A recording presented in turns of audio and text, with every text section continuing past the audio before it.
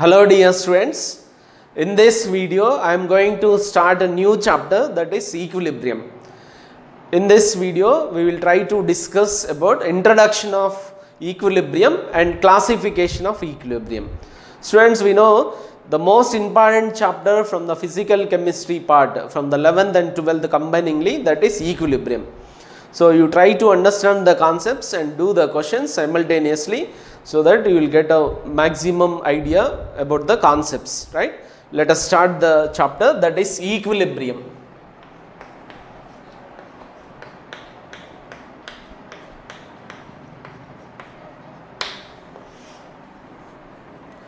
Equilibrium, study of a chemical reaction will give extent of reaction. Equilibrium study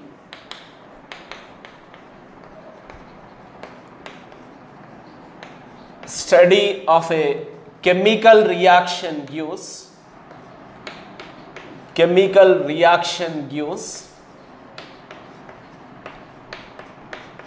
extent of reaction.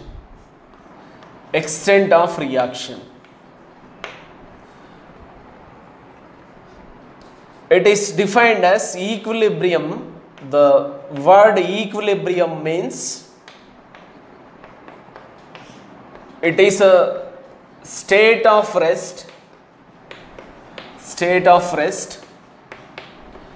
or balance due to equal and opposing force. Balance due to equal and opposite force. For example, students, let us take one water tank. Let us assume that it has some water up to the level of 1 meter height. 1 meter height, height of the water level is 1 meter. Then we can call it as this system is in equilibrium, but it is called as a static equilibrium. There is no inflow to this system and there is no outflow to this system. Then also we can call it as it is in equilibrium, because equilibrium defined as it is a state of rest or balance due to equal and opposite force. It is a state of rest. For example, the water is present in the same water tank at 1 meter level. One level of the water is 1 meter. To this tank, for example, we are giving some inflow. Inflow is 10 liters per minute. Inflow we are giving, and at the same rate we are removing the water from this. Outflow also is 10 liter per minute. Then students, this water level we can tell it is in equilibrium, but now it is called as a dynamic in nature. Continuously it is in the progress, dynamic equilibrium. Whereas for the chemical reactions, this equilibrium is defined only for the reversible reactions. For irreversible reactions, equilibrium is not defined.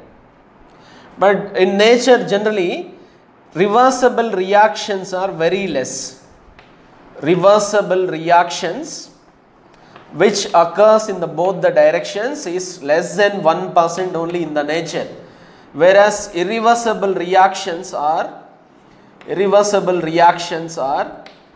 greater than 99%. Even though why we need to read the equilibrium study of a reaction is because two major processes, industrial processes, preparation of sulfuric acid from the contact process, that is SO2 plus O2 gives rise to SO3, and preparation of ammonia from the Haber process, N2 plus 3H2 gives rise to 2NH3. These two reactions mainly attains the equilibrium. So students, if it is a reversible reaction which occurs in both the directions, which can be indicated with the off-headed double arrow. So this occurs in both the directions, forward direction and backward direction. So being a reversible reaction, it never goes to the completion. But by studying the factors which are affecting the equilibrium, we can complete this reaction. We can complete these reactions because we know if it is a reversible reaction, it never goes to the completion. Both the directions it is continuously occurring. So by studying the factors affecting the equilibrium, we can get a maximum yield of SO3, we can get a maximum yield of ammonia, because the worldwide consumption of sulfuric acid is 200 million tons per annum. 200 million tons per year, it is worldwide consumption. Whereas for the ammonia, we know this is a most important raw material for fertilizer industry, that is 100 million tons per annum. So we know that in the nature only less than 1% of chemical reactions are reversible, but here two major industrial processes which attains the equilibrium in their reactions. So to get the maximum yield of SO3, maximum yield of NH3, we should read the factors affecting equilibrium. Students, now let us discuss about the classification of reactions based on the extent. Dear students, based on the extent,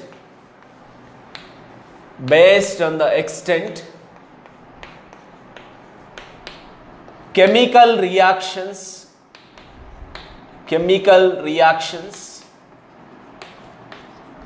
are classified into two types.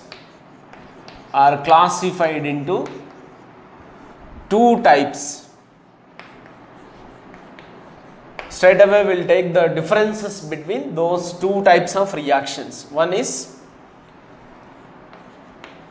reversible reactions,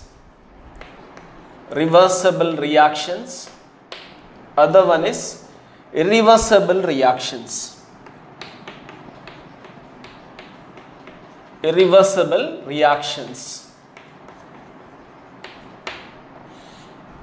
Students, reversible reactions will occurs in both the directions. Occurs in both directions.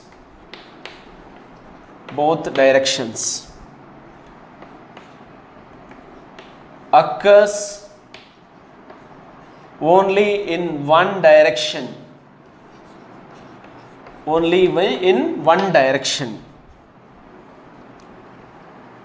Reversible reactions are in the nature less than 1% only. Less than 1% of chemical reactions are reversible.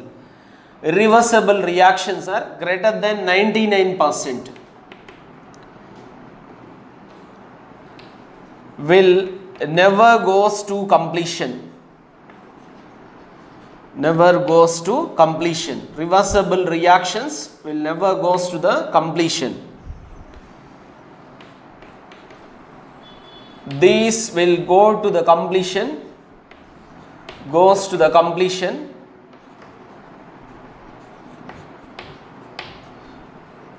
after definite time.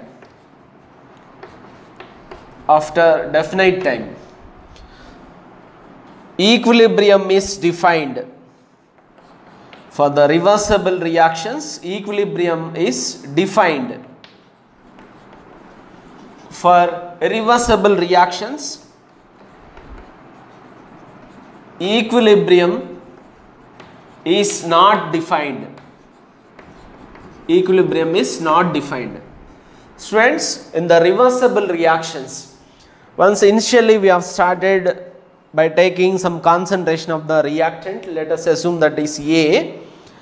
Then after some time, initially there is only forward reaction will occur taking place. A start converting into the product B. After attaining certain concentration of the B, it will start converting back into the reactant A.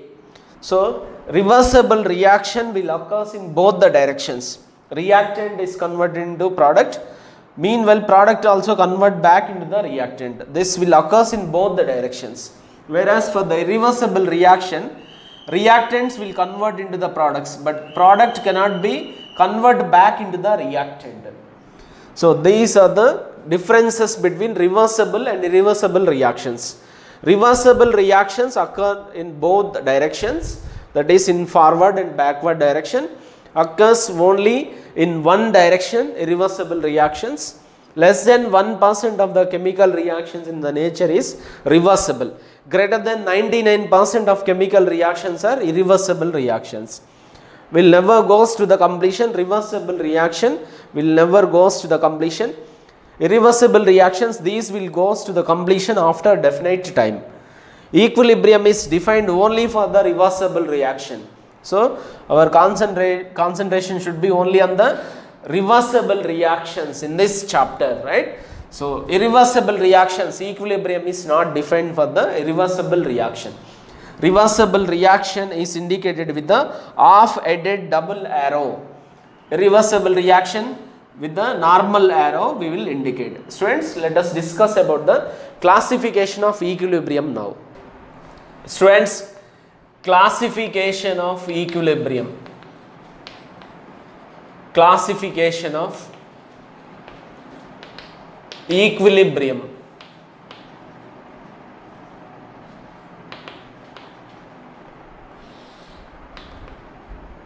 Equilibrium mainly classified into two types. Based on the change that is occurring, equilibrium is classified into mainly two types, that is physical equilibrium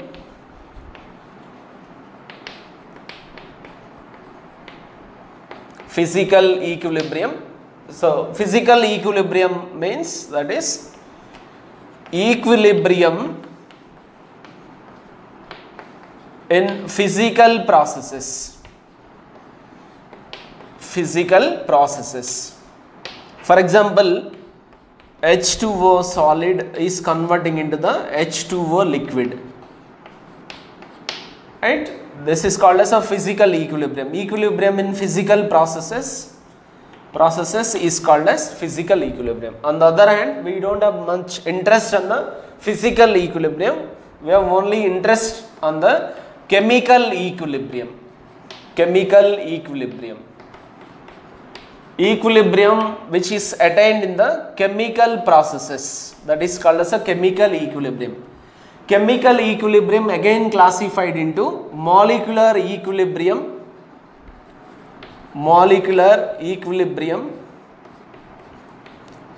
Other one is ionic equilibrium. Students, the entire chapter of equilibrium will talks about only mainly two parts, that is molecular equilibrium. Other part of this chapter is ionic equilibrium. Molecular equilibrium means only molecules are involved. Only molecules are involved. For example, PCl5 gas decomposition will give, which is a reversible reaction, equilibrium reaction, gives PCl3 gas plus Cl2 gas. 2HI gas gives rise to H2 gas plus I2 gas.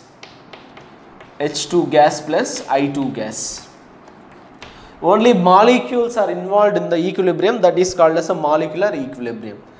Molecules as well as ions are involved in the equilibrium.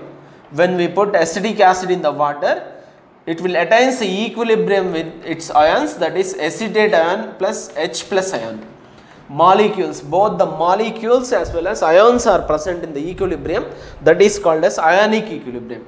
One more example is NH4OH. When we put this in water, it gives NH4 plus plus OH minus. Students, this is about the classification of equilibrium. Thank you for watching.